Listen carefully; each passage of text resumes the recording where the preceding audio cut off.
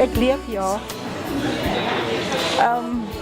5 jaar terug, 6 jaar terug as ek het ek net begin gewig aan sit, my bene begin swaal, ek nie geweet wat aangaan nie, en 2011 het ek septisemia opgedoen weens 'n wond aan my been, en toe het ek hospitaal toe gegaan, daar het hulle my gediagnoseer met elephantiasis lymphedemie, en hy het vir my reg gesê, daar is niks wat ek vir my kan doen nie, want op daardie stadium het hulle 300 plus kilogram geweeg.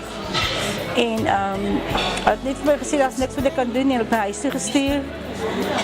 En op een stadium het ek gevoel, oké, ek gaan buiten doen dood, so ek kan het sommer nou ook doen. En ek het vir hulle gevat, ek kry daar 'n vreemde persoon vir my SMS gestuur, om te sê hoe jy nou voel. Stuur net 'n SMS hoe jy nou voel, en ek skryf toe daar, want ek het geen kennis gehad van lymphedemie of elephantiasis. Ek nie eens geweet daar bestaan so 'n woord nie.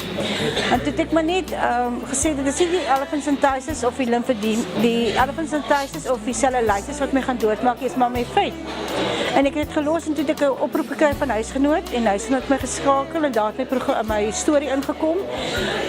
Denise het toe my opgetel in die huisgenoot, en sy het toe vir Chris se weeg gegee.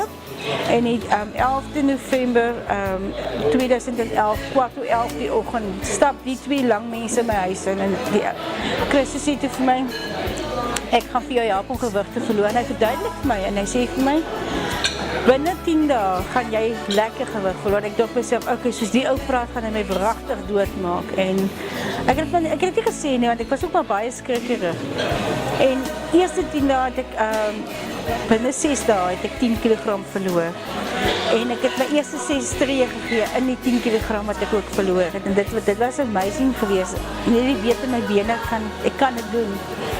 En toe het ek aangegaan, en ek het geen toesig gehad oor die dieet, want dit was 'n wilsbesluit geweest, dit was 'n keuse wat ek gemaak het, ek wil lewe. En vandag kan ek sê, ek lewe, ek loop, na 'n lang behandeling, ek het behandeling gekry. Ek moet eers gewig verloor het op Chris se ding. Toe kom Chris eendag na my toe te sê, Sofia, ek weet jy kan 9 kilos maak in 6 dae. Toe sê ek, oh no.